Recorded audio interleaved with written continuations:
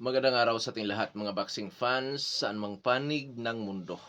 Ang bakbakan o labanan na ating tatalakayin ngayon, ito ay sa pagitan ni Shane Mosley Jr. kontra Jesus Alejandro Ramos Jr.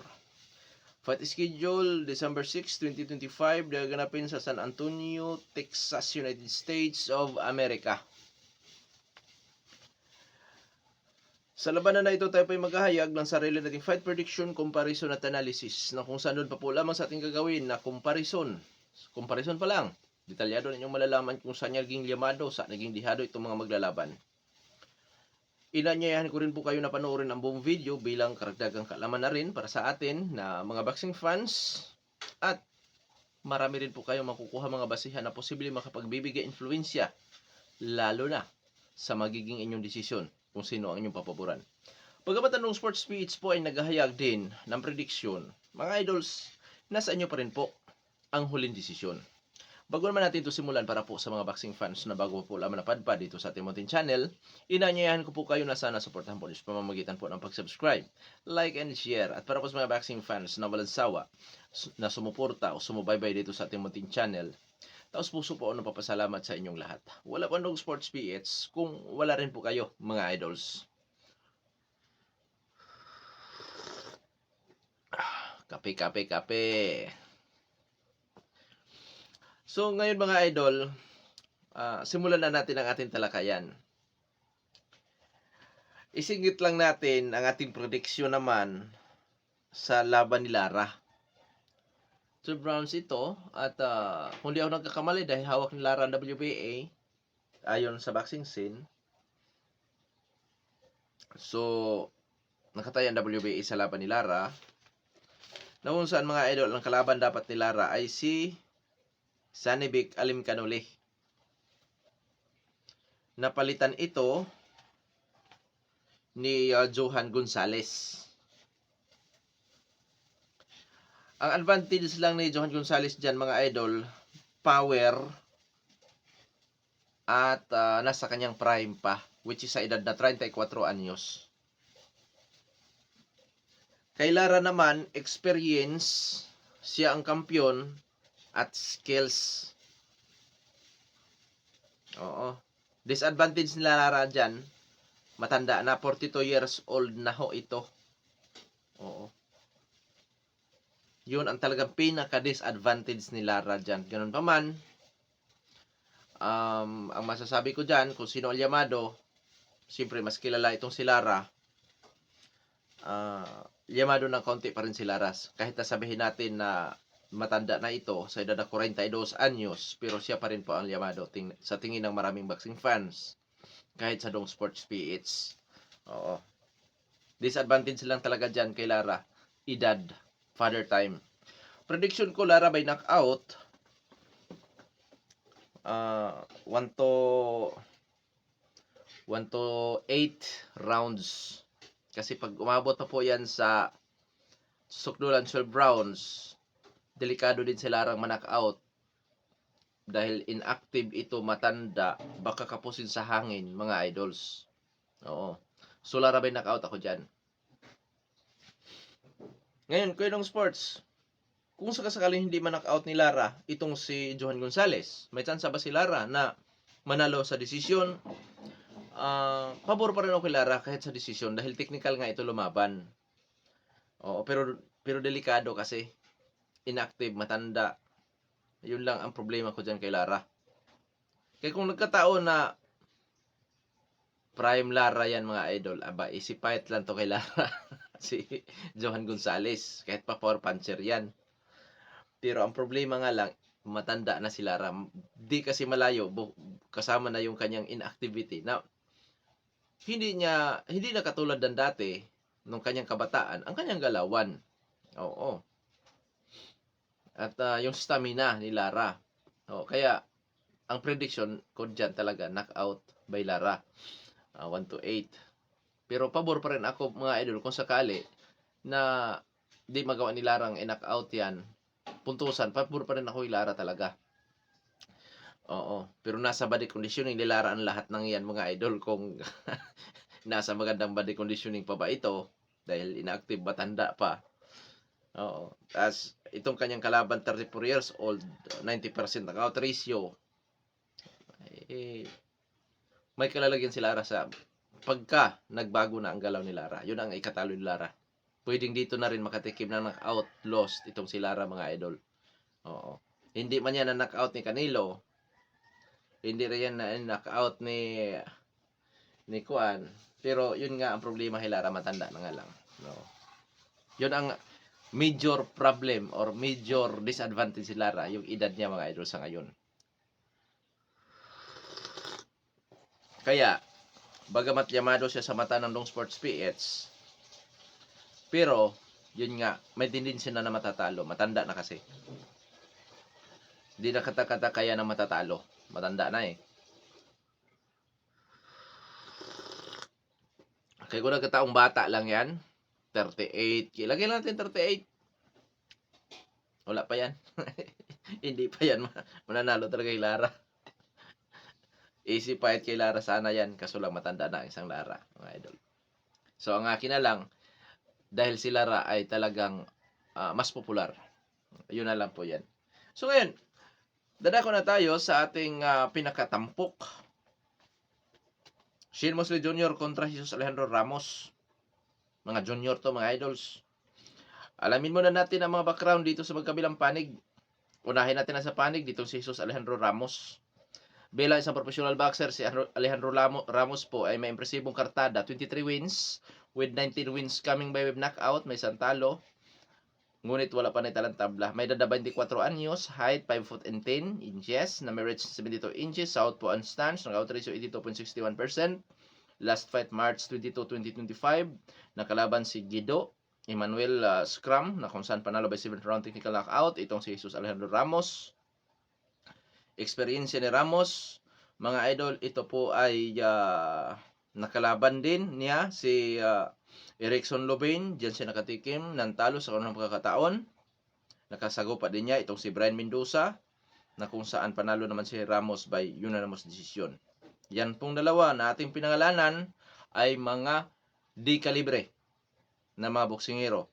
Erickson Lubin, Brian Mendoza, na kung saan, mga idol, yan lang naman si Brian Mendoza ang tumalo sa tinaguri ang The Towering Inferno na si Sebastian Pundura.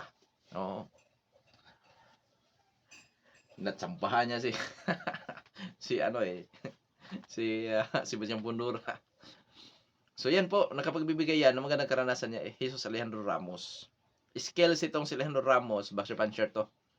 Pressure, pero timing. Defensive, moving around, in and out, back pedal. Lumalaban din sa brulan o tototo, nasuntukan, counter.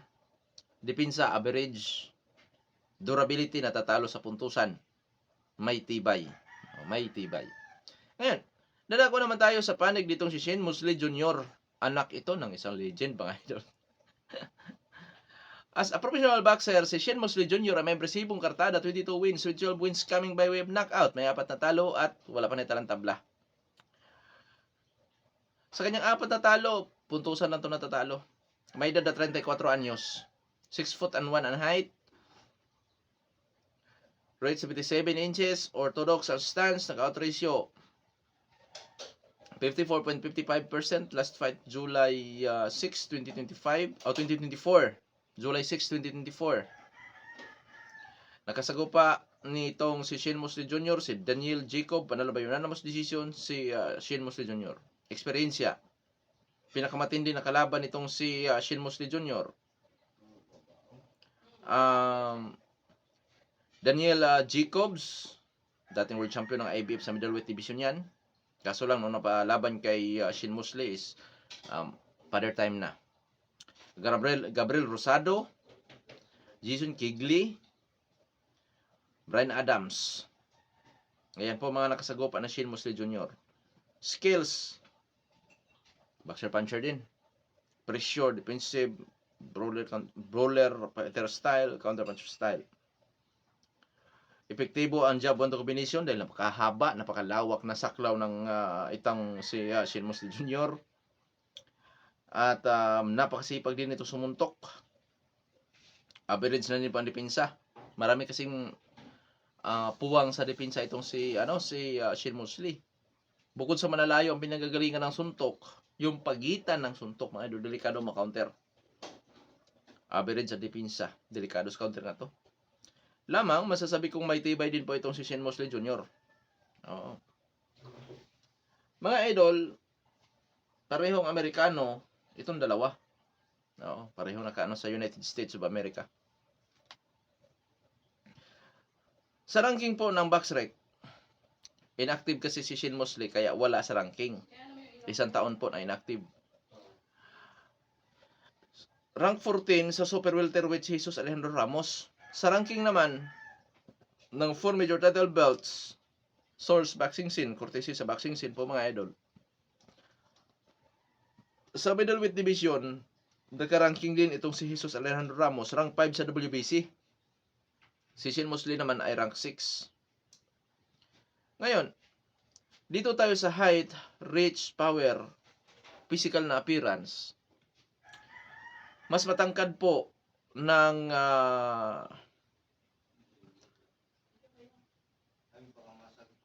3 inches si Shane Mosley.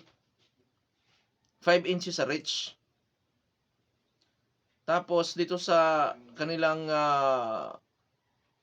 power or knockout ratio, lamang po si Jesus Alejandro Ramos. Dito 0.61% ang kanyang knockout ratio. 54.55% knockout ratio ni Shane Mosley. Sa edad, 34 years old, kunta 24 years old, so wala pa po talaga sa peak prime si Jesus Alejandro Ramos. Padulong prime naman itong si Shane Mosley Jr. So 50-50 tayo dyan. Activity, inactive si Mosley ng mahigit 1 taon. Aktibo naman itong si Jesus Alejandro Ramos. So disadvantage kay Mosley yan. Delikadong baka ito'y pinasok sa tinatawag natin na ring rust. Apektado ang buong galawan po mga idols. Dito sa panig ni Shane Mosley, so disadvantage. Experience, sa uri ng nakalaban, lamang po si Shane Mosley. Shane Mosley Jr. lamang ng 5%, 55-45 in favor of Shane Mosley Jr. Skills, parehong boxer puncher. Nandun kay Jesus Alejandro Ramos ang kalamangan sa rankings, which is halos close lang naman sila. Nandun naman kay Mosley ang height and reach advantage. Bumawi itong si Alejandro Ramos sa power. Disadvantage ulit kay Shane Mosley Jr. yung inactivity. Disadvantage naman kay Jesus Alejandro Ramos ang eksperyensya, which is may kalamangan si Shane Mosley Jr. Sa skills, 50-50, parang boxer puncher. So mga idol, 55-45 in favor of Jesus Alejandro Ramos. Medyo may kalamangan ng kaunti si Ramos dyan mga idol.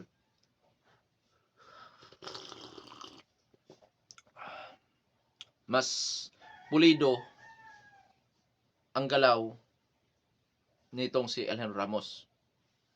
Oo. So ngayon, dadako na tayo sa ating prediction. Sa totoo lang mga idol, gusto kong galaw nitong si Shane Mosley. Kung magamit lang sana niya ang kanyang height and reach advantage dito. Kung lalaban itong si Mosley na pinapanatili ang distansya, biruin nyo 5 inches ang diferensya sa reach. Kung gagamitin lang ni Shane Mosley Jr. yung height reach advantage, which is lalabanan niya itong si Jesus Alejandro Ramos sa distansya, delikado sa puntusan itong si Jesus Alejandro Ramos. Pero pag makadikit itong si Ramos naman po mga idol, which is si Shane Mosley ay lumalaban din sa inside fighting, closed fighting, doon siya magkakaroon ng pabor once na sasabay, didikit ito si Shane Mosley. Pero kung ipanatili ni Shane Mosley ang distansya, lulugiin itong si Alejandro Ramos sa puntusan mga idol pag nagkataon. Kaya hindi ko po may lagay sa 60-40 sa panig ni Ramos. Hindi. 55-45 lang po. Ibig sabihin, ito po ay isang magandang laban at nanelikado rin itong si Jesus Alejandro Ramos sa puntusan po mga idols. Nanelikado siya dyan. So prediction ko po, Jesus Alejandro Ramos by unanimous decision. Given ang makapagpa-knockout, dahil nga ito po ay isang knockout artist. Given. Mga anong round kaya, Kuya Dong Sports? Later rounds. Mga later rounds, posible. Kung 12 ito, so 10, 11, 12. Bagsakan.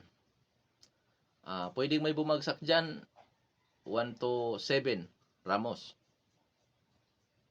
Oo. Pwede rin ba pabagsak si Shane Mosley o si Ramos? Siguro mga idol, nasa mga 8, pwede rin.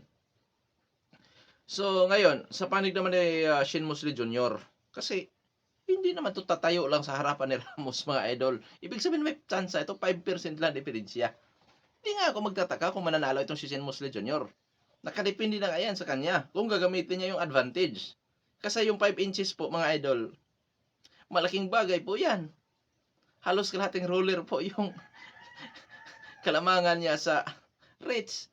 Pag malhaba kasi ang galamay mo, matangkad ka pa, pwede mo kasi yan idaan sa takbo-takbo style. Sweet science of boxing. Although, wala po kay Shane Mosley yan, yung takbo-takbo style. Pero yun nga, kung magagamit lang sana ni Shane Mosley Jr. yung kanyang advantage, which is yung height and reach advantage, lalaruin niya sa distansyang suntukan itong si Ramos, ay lulugiin si Ramos dyan. Oo. Sa puntusan. Kaya di katakatakang mananalo tong si Mosley. Na kay Mosley po yan kung gagamitin. Nasa sa kanya yan. So, sa panig ni Mosley ba yun na most decision din? Oo. Kung gagamitin lang niya yon, yung kanya advantage na sinasabi ko. Unanimous decision, split decision, majority decision. Sa knockout ratio na umabot sa 54.55%,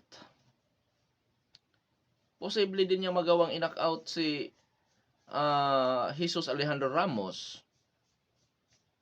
Mga idols, sanay kasi sa matagalang laban din itong si Shane Mosley Jr. Later rounds din. Dahil once na magawang ma-outbox yan ni Shane Mosley Jr., may mga posibilidad na magbabago din ang galaw nitong si Jesus Alejandro Ramos. Later rounds. Oo. So, 10 to 12 din. Doon yan magkatalo. Mga idols. Na kay talaga, Shane Mosley Jr. ang kung gusto niyang manalo dito. Sana magamit niya yon. Yung nasabi ko nga kanina, height and disadvantage. Na unsan mga idol, ipanatili niya lagi ang distansya. Oo, kasi si Shane Mosley kasi, yung sumasabay. Ang problema doon sa kanya naman, pag sumasabay siya, nagkaroon siya ng mga openings na kung saan malalayo yung pagitan ng kanyang sa pagbato niya ng suntok, pwedeng masingitan siya, pwedeng ma-counter. Yun ang problema dito kay Shane Mosley. Pero yun nga, kung gagamitin lang sana nitong si Shane Mosley Jr. ang kanyang height and disadvantage, walang underdog dyan mga idol. Kasi narinig ko, underdog daw dito itong si Shane Mosley Jr. Hindi ako kumbinsido underdog po talaga. Kasi may magagamit height and disadvantage So, ibig sabihin, strategy, diskarte lamang ang kailangan ni Shane Mosley Jr. dyan para manalo. Which is yung distansya nga, gagamitin niya yan. So, abangan natin, bukas na po ito, mangyayari mga idol. Hanggang dito na lamang ito, Pandong Sports PH. God bless po sa ating lahat.